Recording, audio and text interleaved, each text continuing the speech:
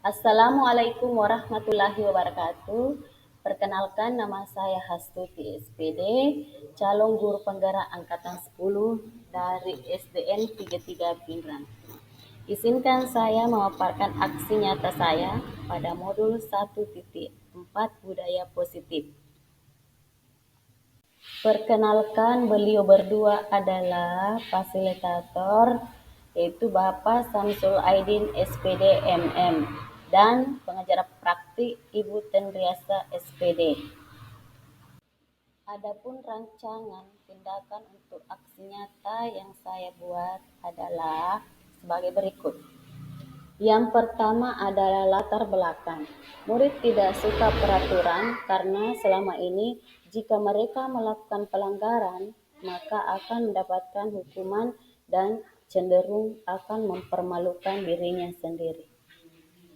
Yang kedua, tujuan aksi nyata yang saya buat. Pertama, menciptakan murid yang merdeka dan disiplin diri yang kuat. Dan yang kedua, menumbuhkan budaya positif sekolah dengan meyakini nilai-nilai kebijakan universal. Tolak ukur keberhasilan aksi nyata saya adalah yang pertama, terbentuknya keyakinan kelas melalui kegiatan kesepakatan kelas yang dilakukan oleh wali kelas dan siswa. Yang kedua, siswa mampu menerapkan dan menjalankan keyakinan kelas yang telah dibuat. Selanjutnya, lini masa tindakan atau langkah-langkah tindakan yang dilakukan. Yang pertama, menghadap kepala sekolah untuk menjelaskan pentingnya penanaman budaya positif dan keyakinan kelas di sekolah, serta meminta izin untuk diseminasikan bersama dengan rekan guru. Yang kedua, mengumpulkan rekan guru untuk melakukan diseminasi pemahaman materi budaya positif atau keyakinan kelas dan segitiga restitusi. Dan yang ketiga, berkoordinasi dan berkolaborasi dengan wali kelas untuk membuat keyakinan kelas di kelas masing-masing. Dan yang keempat, memantau, merefleksi, dan mengevaluasi keyakinan kelas yang telah dibuat. Berikut dukungan yang dibutuhkan. Yang pertama, dukungan dari kepala sekolah, rekan guru, serta murid agar tindakan yang telah disusun dapat dilakukan secara lancar dan menyeluruh. Yang kedua, sarana dan prasarana untuk menumbuhkan budaya positif di sekolah. Yang ketiga, dukungan dari orang tua dalam melakukan budaya positif di rumah. Berikut ini merupakan kegiatan diseminasi sekolah mengenai pemahaman dan pengalaman budaya positif. Bismillahirrahmanirrahim. Assalamualaikum warahmatullahi wabarakatuh. Yang terhormat Ibu Kepala Sekolah, yang terhormat Ibu-Ibu Guru SDN 33 Pinrang. Puji syukur kita panjatkan kehadirat Allah Subhanahu wa taala karena pada hari ini kita diberi kesehatan, kesempatan dalam berkumpul di ruangan ini. Dan tidak lupa kita mengirimkan salawat atas junjungan Nabi Muhammad SAW karena baginda membawa kita dari alam gelap ke alam terang.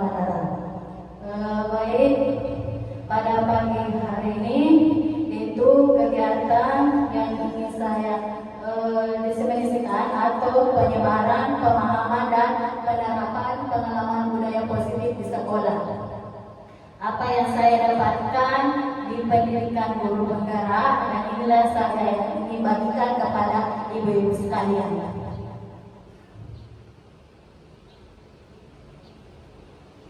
Nah, Ki Hajar Dewantara mengumpamakan sekolah sebagai sebuah ladang tempat persemaian bibit. Agar bibit bisa berkembang secara maksimal, maka petani dapat memperbaiki kondisi tanah, memelihara bibit tanaman, memberi pupuk dan air.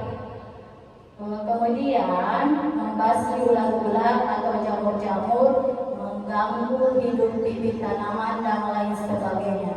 Nah, dari uraian tersebut kita dapat memahami bahwa sekolah diibaratkan sebagai tanah tempat bercocok tanam, sehingga guru harus mengusahakan sekolah jadi lingkungan yang menyenangkan, menjaga menjaga dan melindungi murid dari hal-hal yang tidak baik.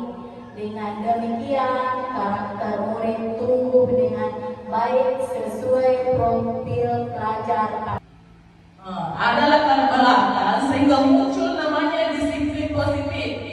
Adalah sebuah bentuk penerapan disiplin tanpa kekerasan, upaya komunikasi dan perilaku yang efektif antara orang tua dan anak, mengajarkan anak untuk memahami konsekuensi dari perilaku mereka, mengajarkan anak tanggung jawab dan rasa hormat ketika berinteraksi dengan lingkungannya.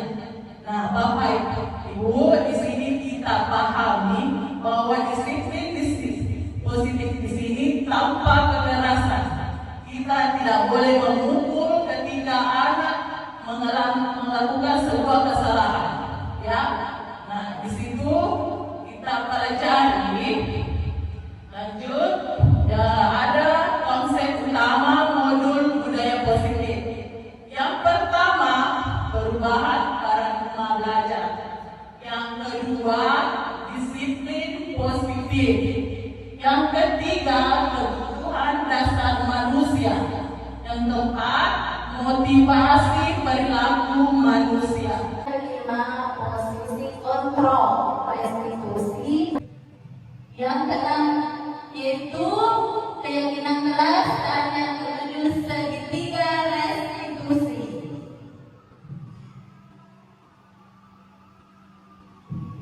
Di sini kita lihat disiplin positif.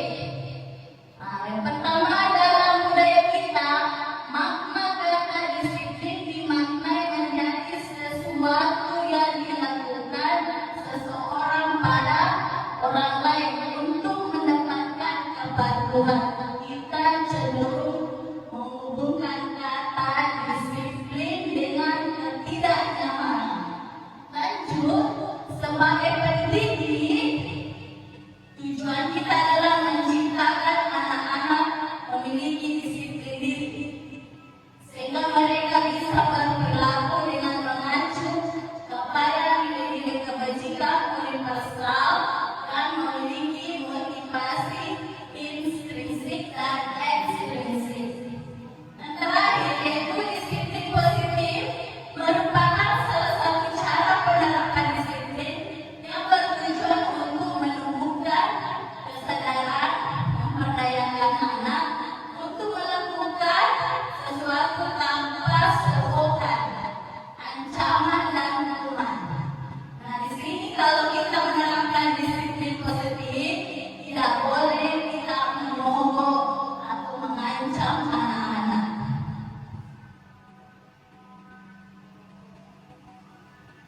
Berapun pembelajaran dengan paradigma baru. Pembelajaran dengan paradigma baru dirancang berdasarkan prinsip pembelajaran yang terintegrasi, sehingga setiap siswa belajar sesuai kebutuhan dari tahap perkembangan untuk mewujudkan profil pelajaran Pancasila. Nah, kita tahu semua ya Ibu-Ibu, yaitu profil pelajaran Pancasila yang pertama apa? Yang pertama adalah beriman atau bertakwa kepada Tuhan yang Maha Esa. Yang kedua, apa?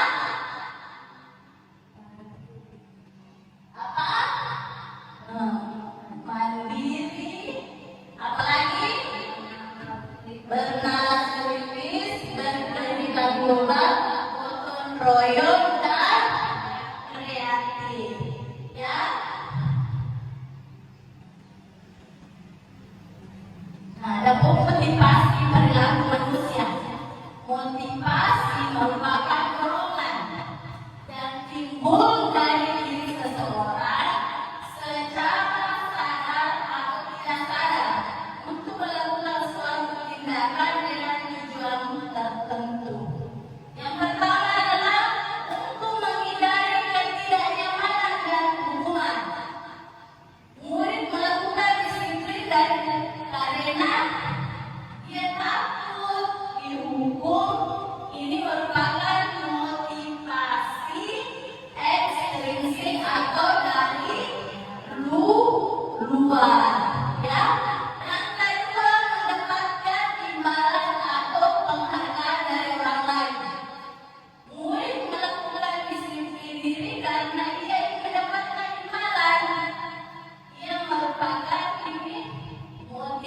motivasi X dari luar. Yang ketiga, menghargai nilai kebajikan diri sendiri.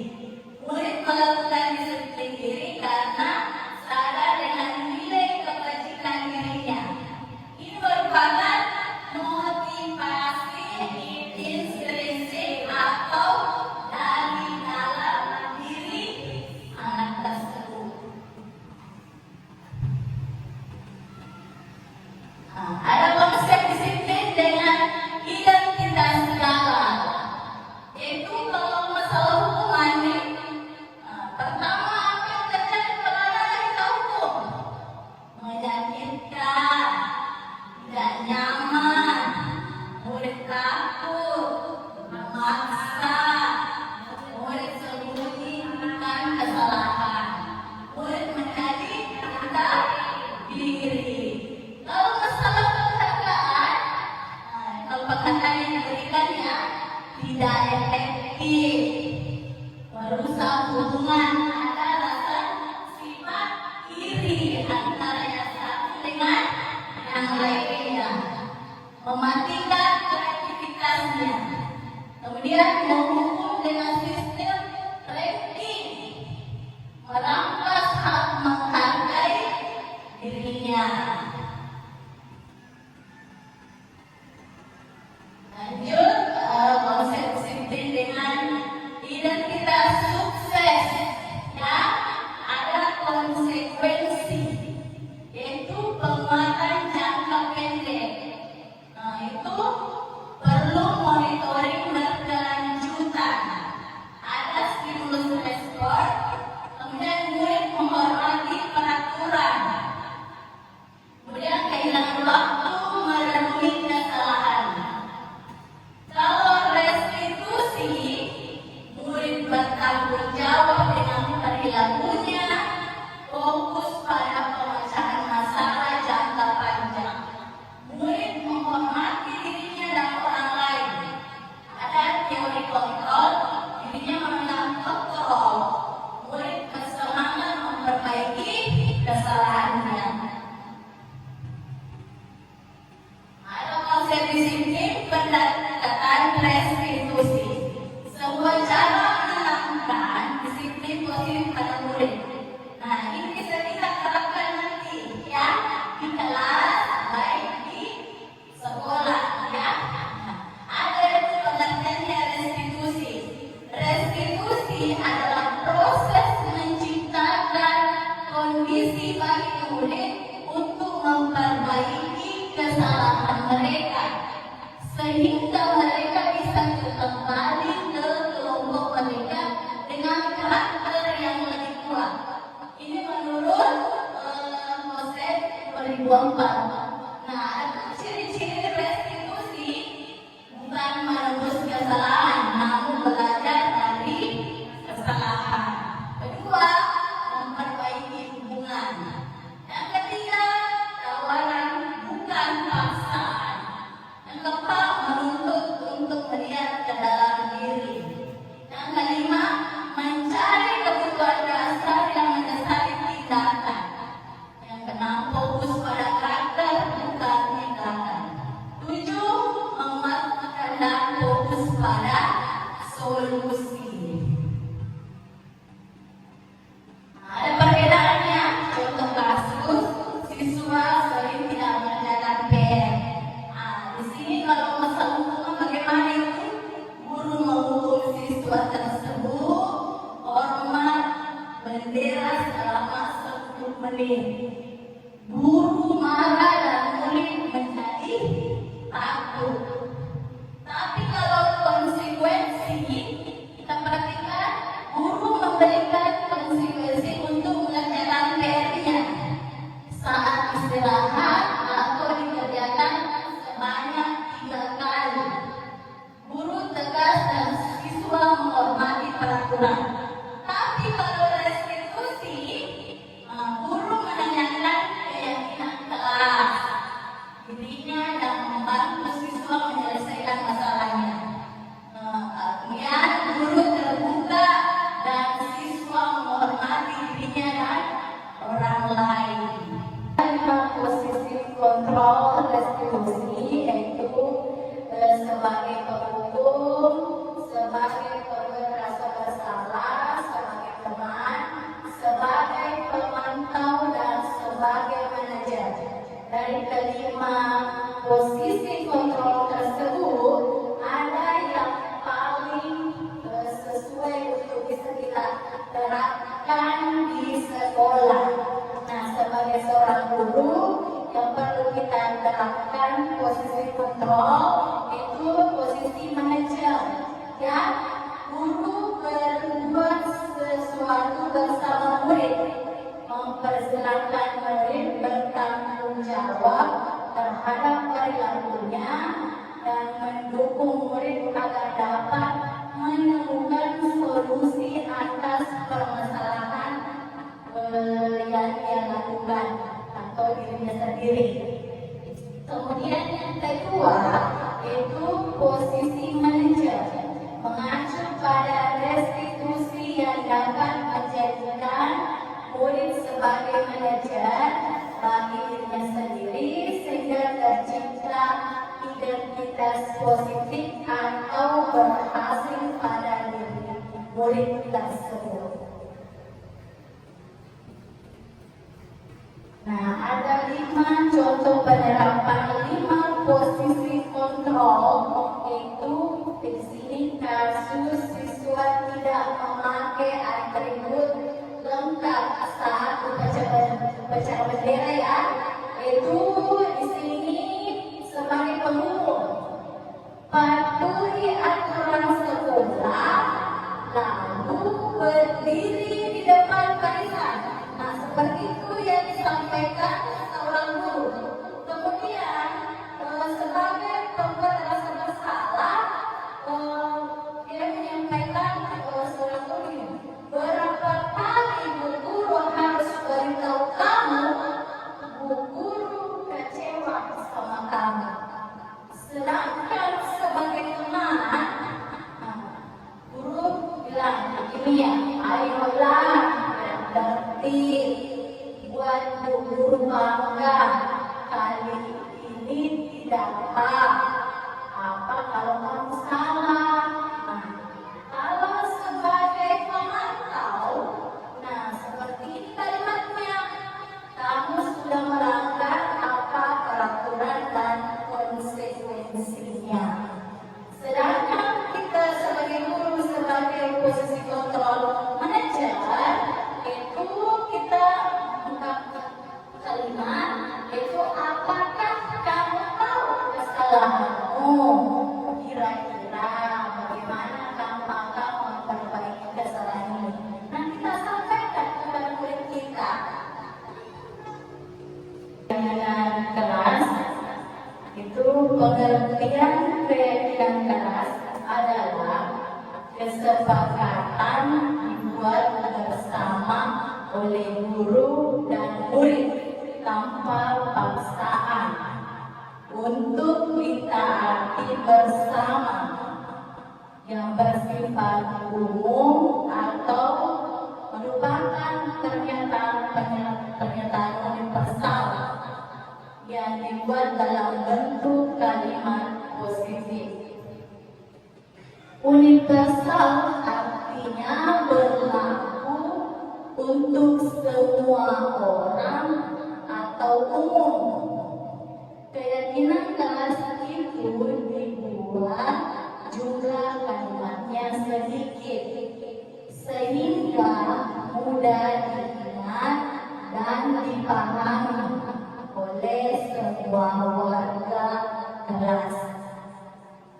Keyakinan kelas merupakan suatu yang dapat diterapkan di lingkungan kelas tersebut.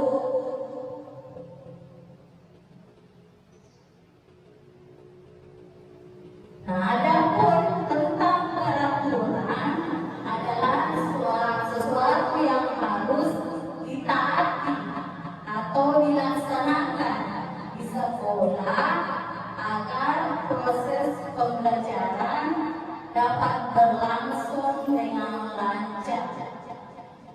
Namun peraturan itu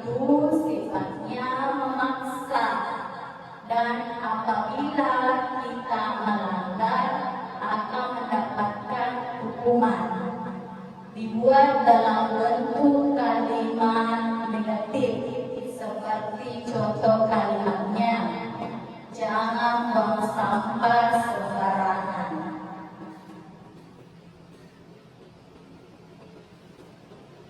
Adapun langkah-langkah utama dalam menetapkan keyakinan kelas serta pendalamannya, yaitu pertama, berdiskusi, memunculkan peraturan-peraturan yang perlu ditaati warga kelas.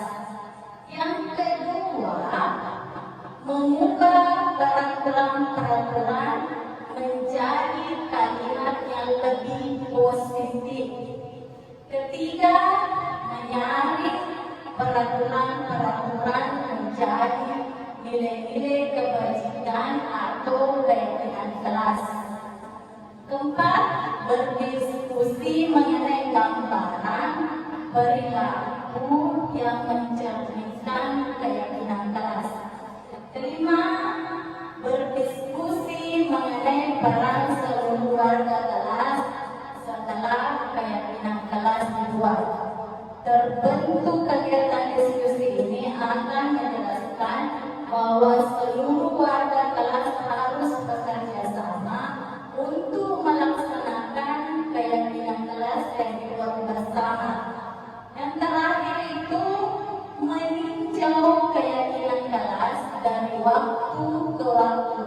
Artinya tahapan ini dilakukan untuk mengevaluasi keyakinan kelas yang dibuat agar lebih efektif dilaksanakan peninjauan ulang ini setiap akhir semester. Maka ini keyakinan kelas dibuat itu per semester agar lebih efektif.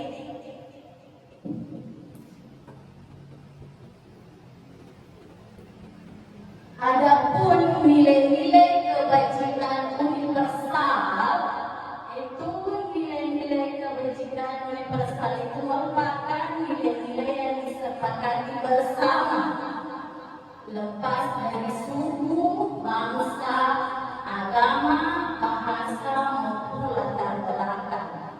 Nilai-nilai kebajikan pada institusi atau organisasi dapat berbeda-beda, tapi semua memiliki tujuan yang berbeda.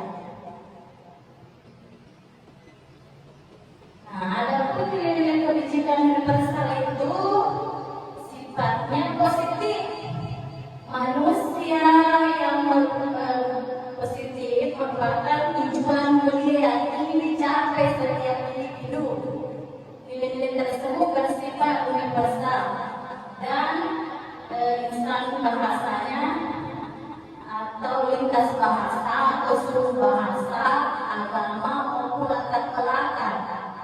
Pertama itu setiap perilaku atau perbuatan memiliki suatu tujuan menurut Otto William berdasar pada teori kontrol pada tahun 1984. Yang kedua, dengan menaikkan nilai-nilai kebajikan yang diyakini seseorang, maka motivasi intrinsik atau dari dalam akan terbangun sehingga menggerakkan motivasi dari dalam itu dapat mencapai tujuan mulia yang diinginkan. Menurut Yen Rosset pada tahun 1998. Yang ketiga adalah nilai-nilai kebajikan yang ingin dicapai oleh setiap anak Indonesia yang kita kenal dengan profil pelajar Pancasila. Itu pertama itu beriman, bertakwa kepada Tuhan yang Maha Esa dan berakhlak mulia. Yang kedua, mandiri. Anak diajarkan untuk menyelesaikan masalahnya untuk dirinya sendiri. Bagaimana dia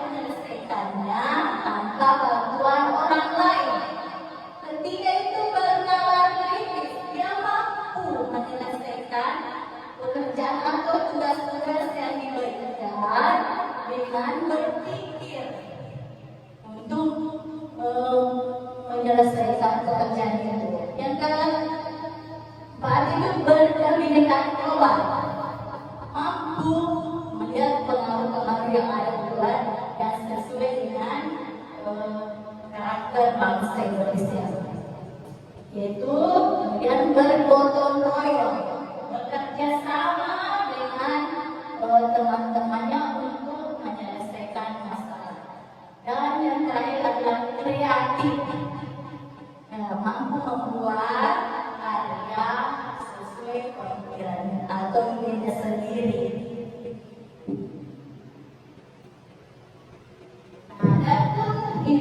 Nilai-nilai kebajikan kita lihat ya, dan ada nilai peduli, keterus-terangan, kebersihan, komitmen, belas kasih, percaya diri,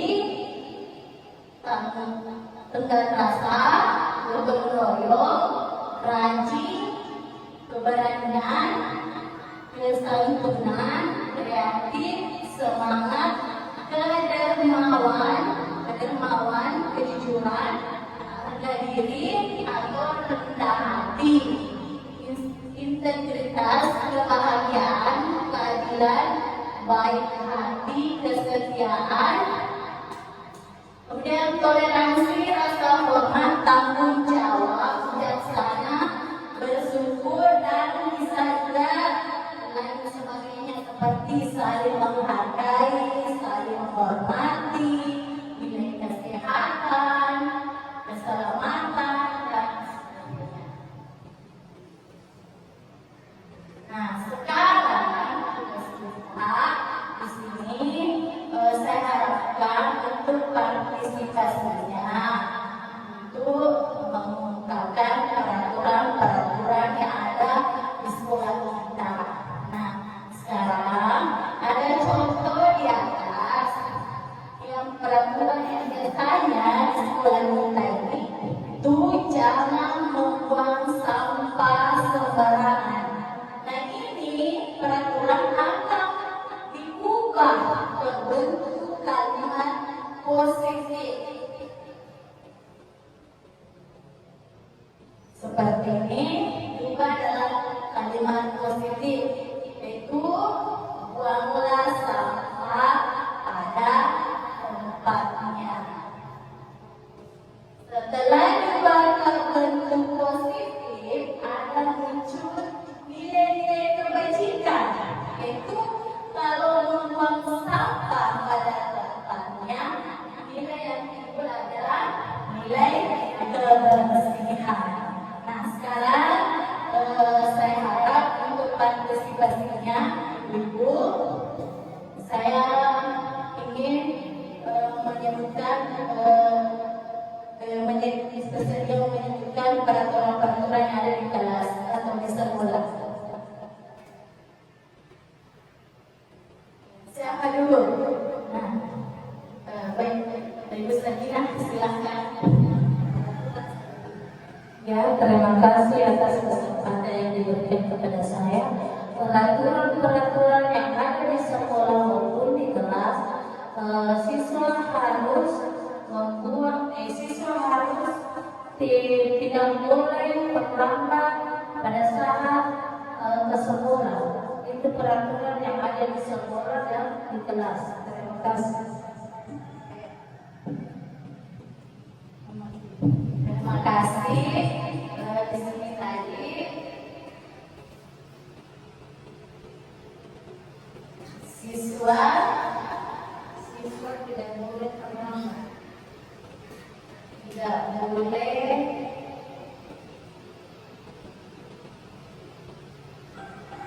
terlambat. Nah, sekarang yang kedua siapa?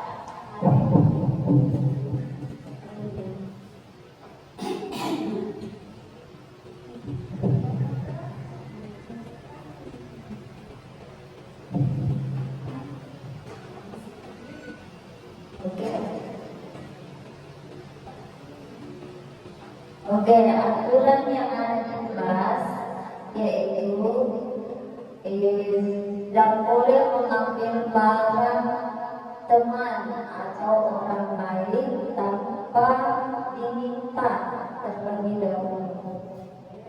Oke, terima kasih. Terima kasih atas partisipasinya Pak Mawati. Selanjutnya siapa lagi yang ingin mengungkapkan peraturan-peraturan yang ada di kelas atau sekolah?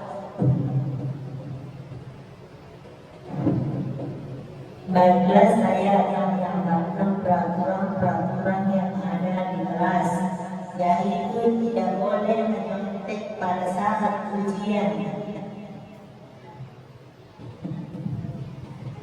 Terima kasih. Yaitu tidak boleh menyontek pada saat ujian. Nah, mungkin masih ada siapa? Ada.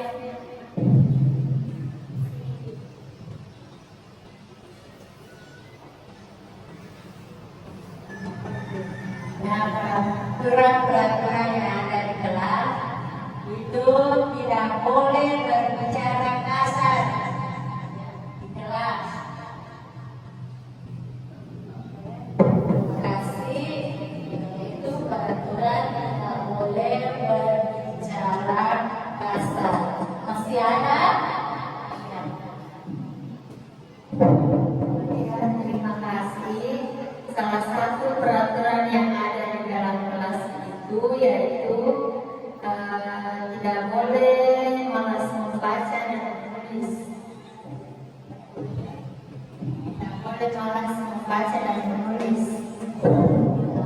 Boleh malas membaca dan menulis. Masih ada? Ya.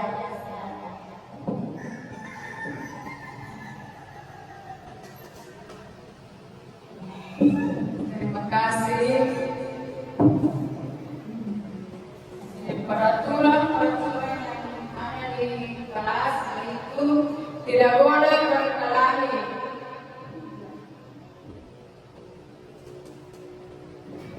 Terima kasih. Itu tidak boleh berkelahi.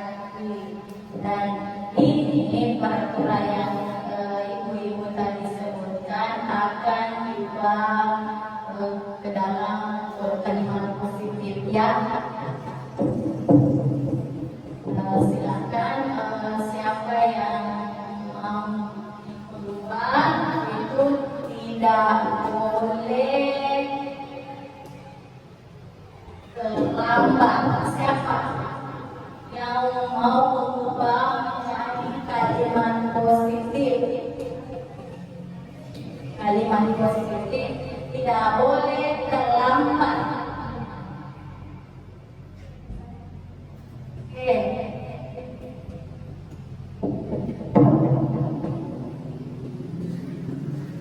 Ya, dari kata-kata dari peraturan tidak boleh terlambat. Kita di sini harus siswa harus hadir tepat waktu.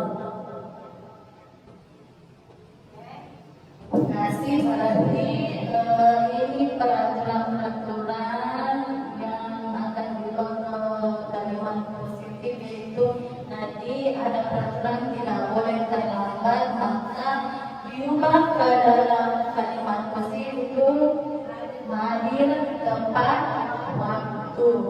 Nah, untuk selanjutnya peraturan tidak boleh mengambil barang orang lain. Siapa yang ingin mengubah kalimat positif? Oke, silakan. Oke, ketika diubah ke nilai positif, tidak boleh meminjam tidak boleh mengambil barang orang lain, yaitu nilai positifnya jika kita ingin meminjam barang orang, terlebih dulu kita harus meminta izin. Oke, terima kasih. Bagus ya. Berarti di sini tidak boleh mengambil barang orang lain. Itu kita ubah ke bentuk kalimat positif, artinya kita meminta izin untuk meminjam barang. Nah, selanjutnya tadi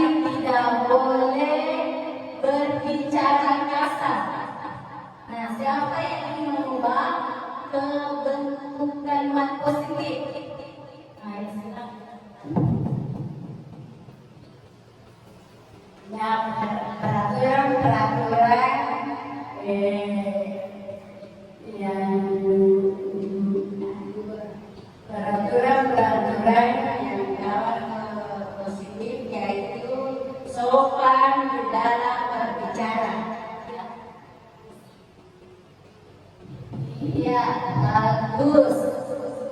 Ternyata peraturan tersebut diubah ke positif, kalimat positif ya, sudah kedengarannya lebih bagus didengar, tidak memaksa, sesuai dengan kesepakatan. Seperti tadi, tidak boleh berbicara kasar, dibuat ke kalimat positif, yaitu sopan dalam berbicara. Nah, selanjutnya ada lagi, tidak boleh nyontek pada saat ujian. Nah, siapa yang ingin membuat bentuk kalimat positif?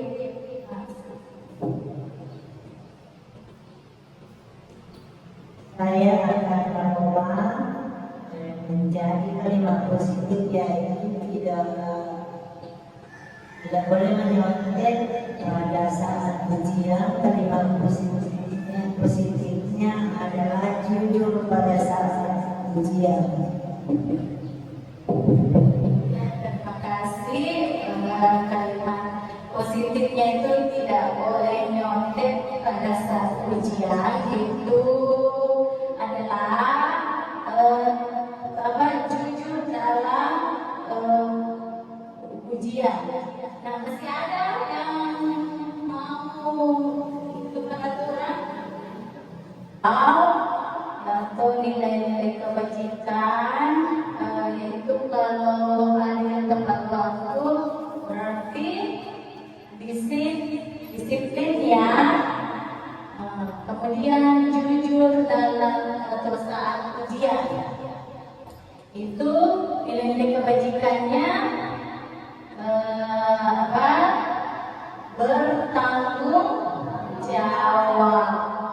Nah, lanjut ke sopan dalam berbicara. Nah, nilai-nilai kebajikannya itu saling menghormati. Nah, kalau saling menghormati teman ya, artinya itu nilai-nilai kebajikannya adalah saling menghargai atau menghormati. Kemudian gemar membaca dan menulis sebagai budaya literasi. Nah, ini adalah nilai-nilai kebajikannya adalah rajin ya. Selanjutnya, meminta izin pada saat mengambil barang orang lain. Nilai-nilai kebajikannya yaitu apa? Saling menghargai kan? Meminta izin berarti kita menghargai orang lain. Pimpinan kelas, ini yang saya lakukan di kelas. Ini guru bersama siswa membuat keyakinan kelas. Kita berdiskusi tentang peraturan, apa yang harus kita lakukan di kelas untuk membuat keyakinan kelas. Kemudian apa yang kita rumuskan, aturan menjadi keyakinan. Kita bersama teman-teman anak-anak melihat apakah ini sudah sesuai atau bagaimana. Kemudian keyakinan kelas itu kita tempel, kita melihat, nah ini anak-anak harus ikuti ya keyakinan kelas tersebut. Keyakinan kelas contohnya ini ya, yang kelas 5, disiplin waktu. Yang kedua, belajar dengan antusias, semangat dan percaya diri. Tidak, saling menjaga kebersihan dan keindahan. Yang keempat, berdoa sebelum dan sesudah belajar.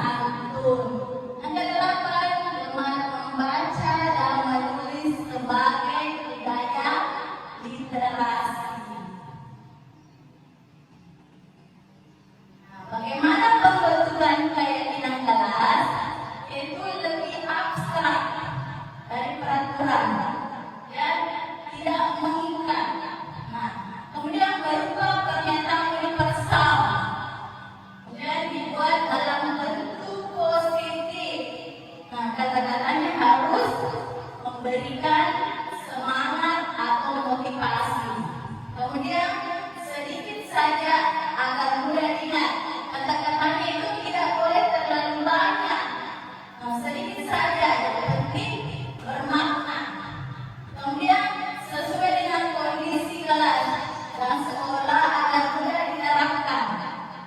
Nah, kemudian semua kelas atau sekolah dilibatkan saat membuat keyakinan kelas. Ada ini namanya segitiga restitusi. Ada 3 tahap yang harus kita lakukan. Pertama, menstabilkan identitas. Kita semua akan melakukan hal terbaik yang bisa kita lakukan. Kita menanyakan kepada siswa kita, kenapa disuruh begini nak? Seperti itu. Kemudian validasi tindakan yang salah. Semua perilaku memiliki alasan. Kemudian menanyakan keyakinan kelas. Kita semua memiliki motivasi internal. Ya, lanjut kita contoh penerapan segitiga restitusi. Nah, seperti ini ya, saya lakukan.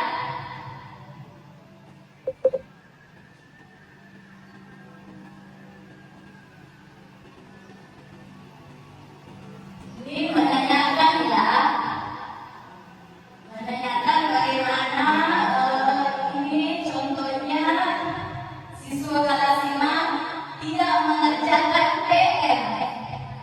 Ya, tidak mengerjakan PR pendidikan agama Islam yang oleh Pak Aswan.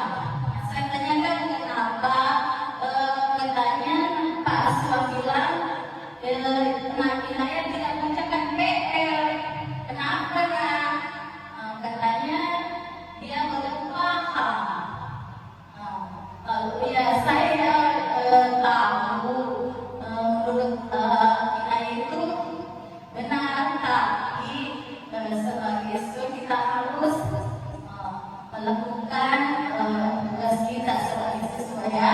Saya lakukan di kelas, silakan disimak, ditonton ya.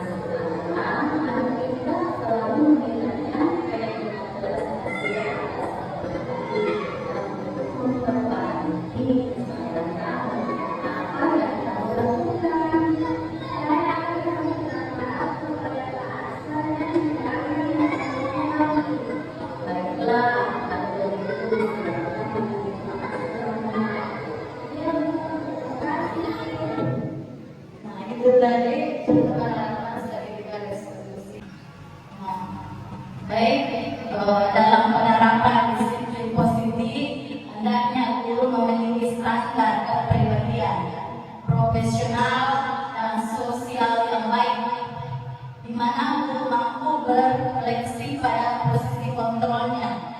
Saat ini, bagaimana perjalanan dirinya sebagai alumni, posisi manajer yang menuntut murid menjadi insan yang mandiri, merdeka dan bertanggung jawab. Ini standar nasional pendidikan kita yang coba dilihat.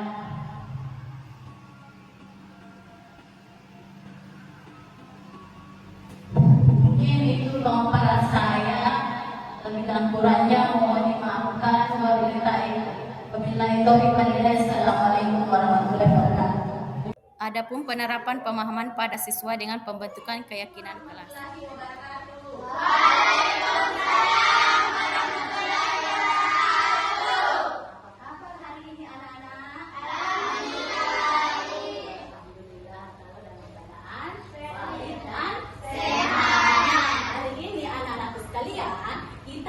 Membuat keyakinan kelas.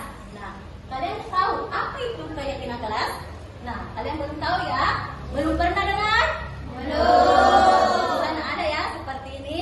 Nah, kalian harus tahu bahwa keyakinan kelas itu adalah suatu pernyataan-pernyataan yang kita yakini dan berbentuk atau bersifat positif. Nah, anak-anakku sekalian, keyakinan kelas itu seperti aturan atau tata tertib yang ada di sekolah kita.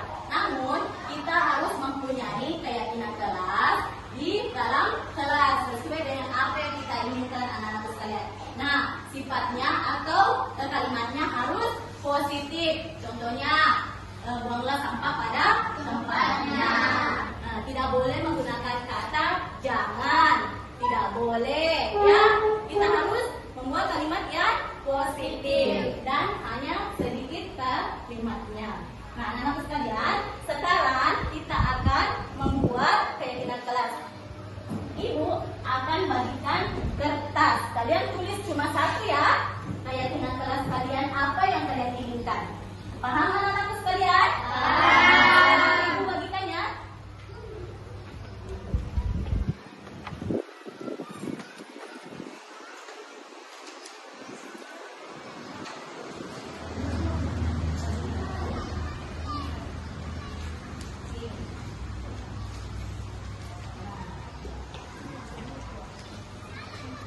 Iya.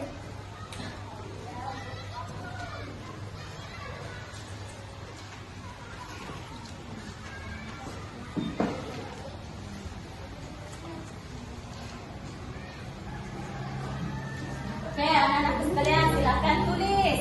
Semua menulis ya. Sebentar kalian tempel di atas.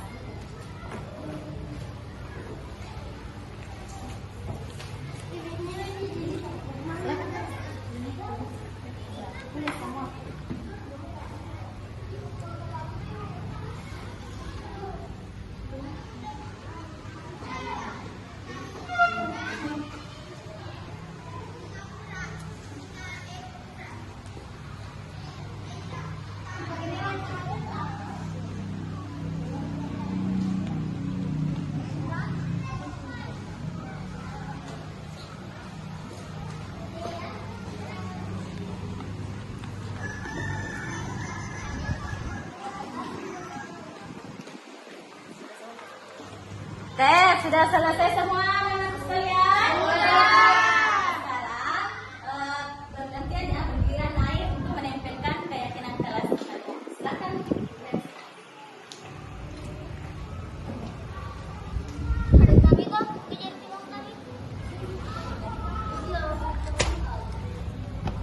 Oke, lanjut. Lanjut.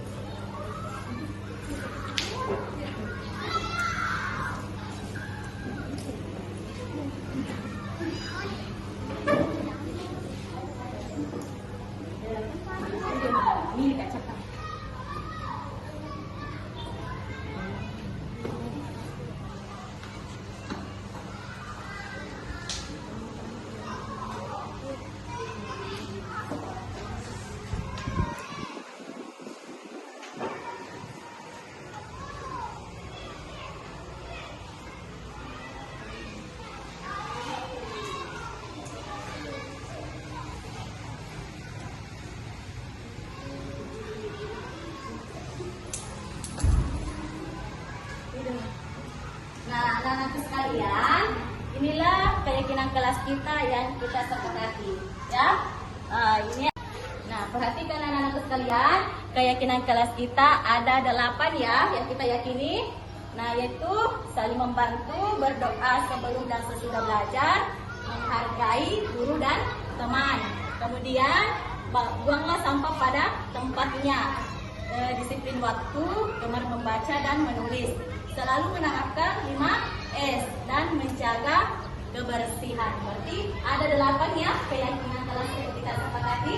Dan sekarang kita akan menandatangani keyakinan kelas kita. Nah, silakan. Nah, di sini ada ini di depan. Silakan tanda tangan.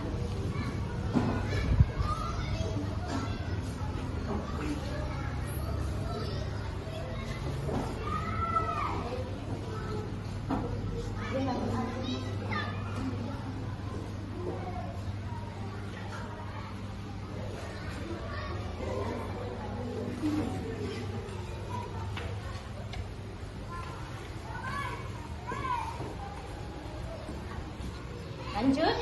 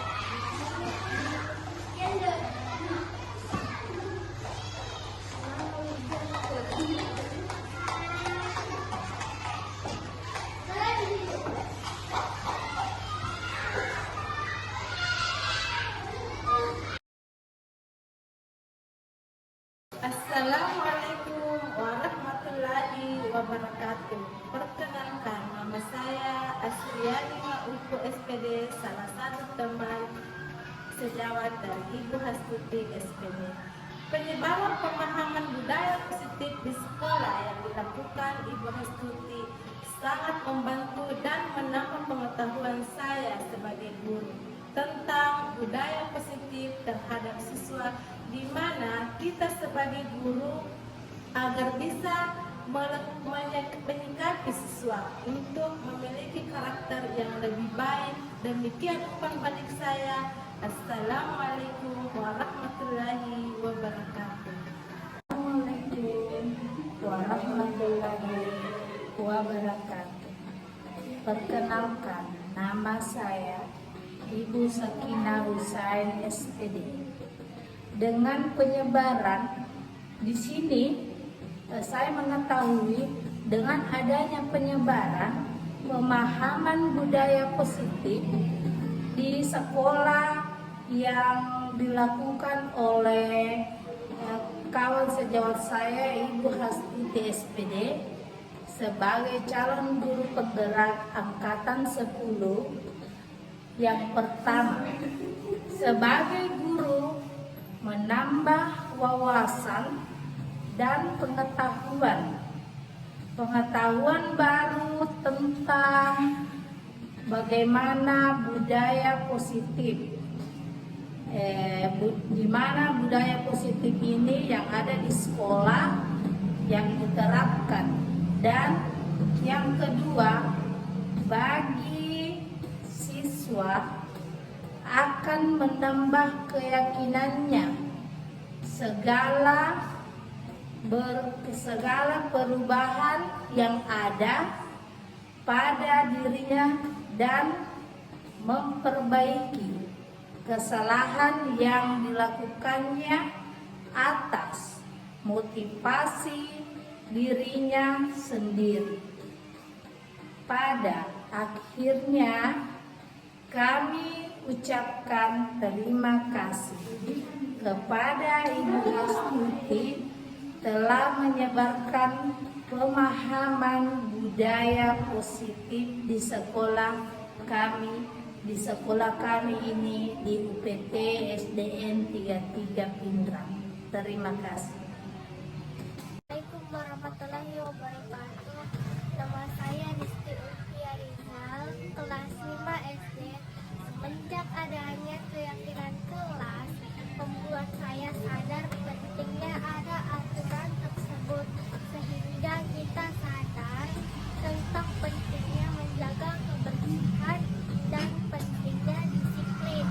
Disiplin itu bukan berarti mau mendapatkan penghargaan kepada orang lain, tapi memang atas dasar kesadaran diri sendiri. Wassalamualaikum warahmatullahi wabarakatuh. Assalamualaikum warahmatullahi wabarakatuh. Perkenalkan, nama saya Munifa Nurjihan, siswa kelas 5 SD. Dengan adanya keyakinan kelas, saya merasa adanya banyak dampak positif di dalam kelas kami, terutama ketika datang tepat waktu, berarti sudah lebih disiplin, padahal sebelumnya banyak terlambat. Demikian umpan balik saya. Wassalamualaikum warahmatullahi wabarakatuh.